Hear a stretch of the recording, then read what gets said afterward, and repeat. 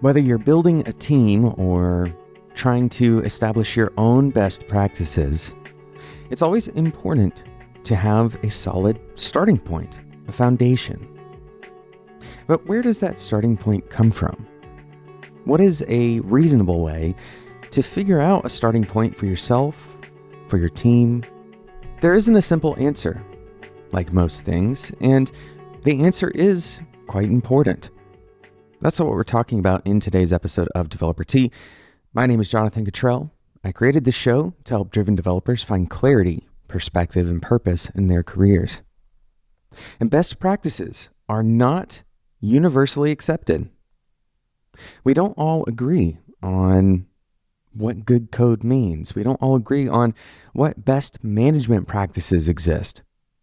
There are methodologies that range across the board, and opinions are going to differ about tooling, about procedures, about people, even about business concepts in general. We have differing opinions, and so it's hard to know what you should adopt on day one. So in order to talk about this subject, I want to take it out of the realm of software development and instead talk about a subject that we all have to face at some point: budgeting. Budgeting our money. Now, this episode is not about financial advice by any means, but instead we're using the topic of budgeting to explore this idea of best practices and how we can circle around best practices that we want to adopt for ourselves or for our team. So when you look at the topic of budgeting, let's say that you've never made a budget before, and maybe you're coming out of college, you're going into your first job, and up until this point, budgeting has been something that you kind of do on a month-to-month basis, but you've never had to kind of plan your money. So what should you do? How do you decide how to create a good budget? Most of us are going to probably resort to Google searches. You can imagine what your search would be: how to create an effective budget. The problem is that there's a lot of approaches. There's many different values that you have to bring to the table to decide what kind of budget you want to create. So on first glance, you're going to get a lot of different opinions. You'll get opinions about whether you should pay your debt down first, or maybe you should manage your debt and you should invest first. Or maybe you will get opinions about whether or not you should buy a house or rent an apartment. Or maybe neither one. Maybe you want to travel.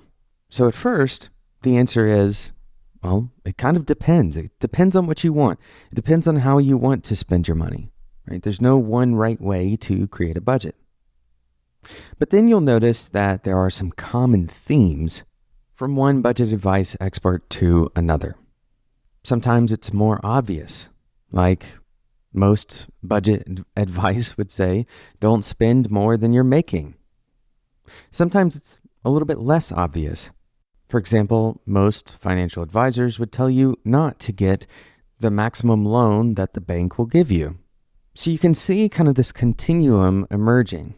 On one end of the spectrum, for example, with budgeting, you have pretty much all of the experts agreeing that you shouldn't do something like a payday loan. And then on the other end of the spectrum, not every expert agrees. You have people who say that you should try to build your credit and people who say that it's better to not have credit at all. So how do you take this advice and actually distill it down into action? How do you actually take all of this disparate advice on this spectrum of most people agreeing to everyone has a different opinion, and then choose your own way of combining that? We're going to talk about how to make those choices as it relates to best practices in software development right after we talk about today's sponsor.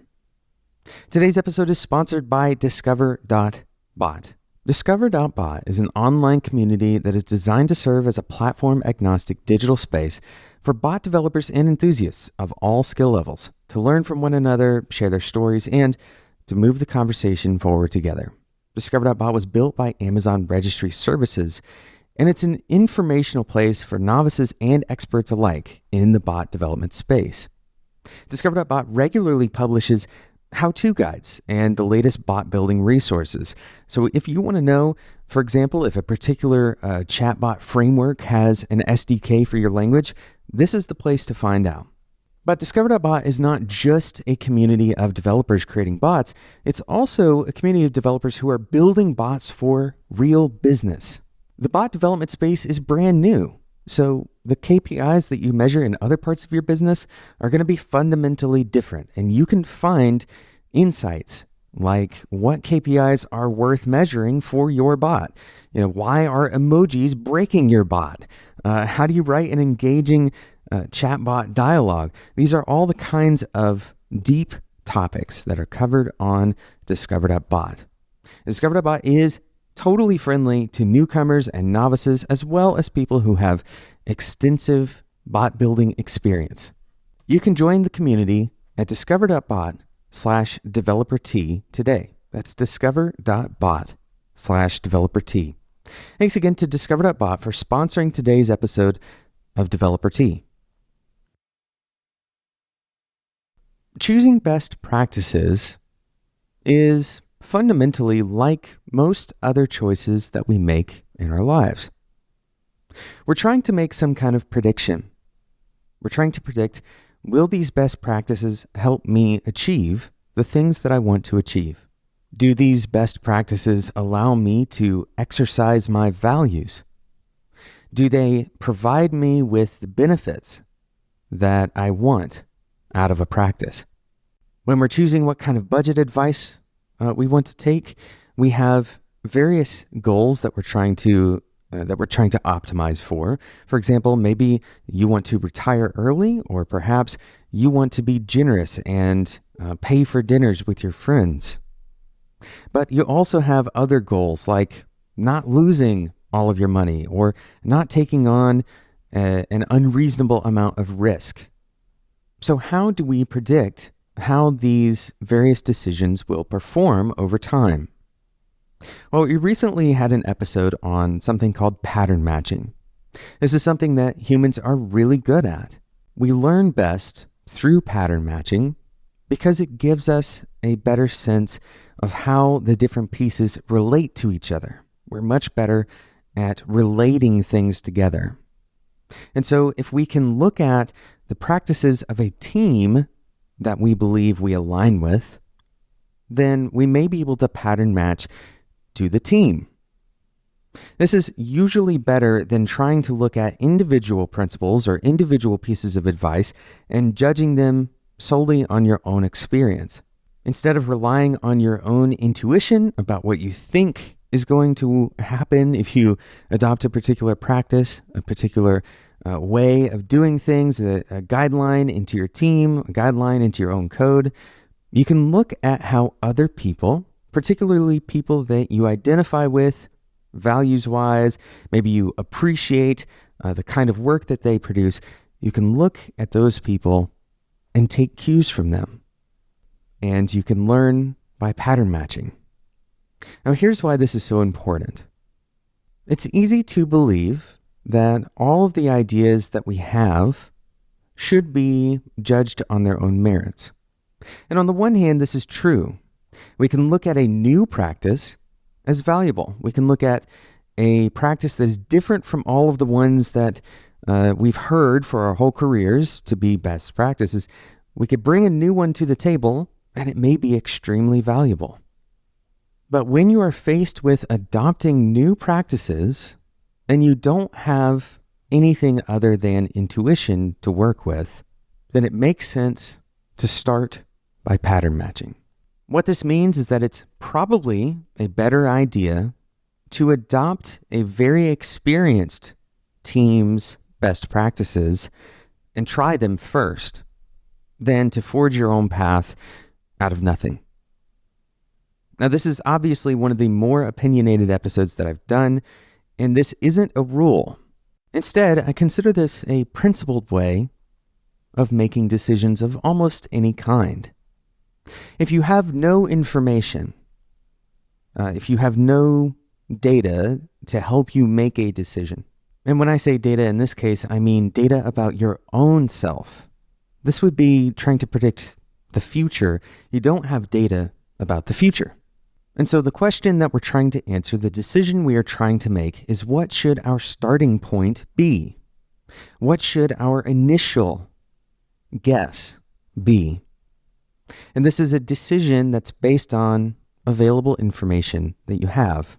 Now, we either can discard the available information, and in this case, available information means all of the developers who came before us, who have walked down the same kind of paths that we're about to walk down, and they have come out with their own kind of best practices. We can either take that information and use it to help us make our decision, or we can try to kind of start from a random point, a point that is informed by ourselves, our own intuitions. Now, this is not to say that your intuition isn't valuable or that you shouldn't take it into account, but rather to say, when you make a decision, you should look at your intuition as only one of the votes on the table. If you wanted to take a practical recommendation away from this episode, it would simply be this. When you're faced with a decision where you don't have much information, try to use someone else's decision. Try to use the information that they have for yourself. The great thing about this industry is that it's full of people who are iterating on their processes, iterating on their values, iterating on those best practices. So to choose a best practice is not to lock yourself into it, but instead it's to say, this is my best first guess at what will be effective. And if it's not effective, regardless of who has done it, then in the future, you should iterate on that. Thank you so much for listening to today's episode. Thank you again to today's sponsor, Discover.bot. If you are interested in joining the bot community, or maybe you're just a novice and you're kind of tangentially, you want to read the news about chatbots, there is a community that is waiting for you. It's at discover.bot/developer-t. Go and check it out. That's discover.bot/developer-t. Thank you so much for listening to today's episode. We are headed into July. That means we're about halfway through the year, and I hope that you feel encouraged and inspired and excited about the work that you're doing this year. Thank you so much for listening to this podcast. I am so privileged to have a wonderful group of listeners, a wonderful audience. And I encourage you, if you haven't yet subscribed to the podcast, if this show is even valuable once out of every 5 episodes to you, then I believe that's worth a subscription. I encourage you to subscribe in whatever app you're using to listen to this right now. Thank you so much for listening, and until next time, enjoy your tea.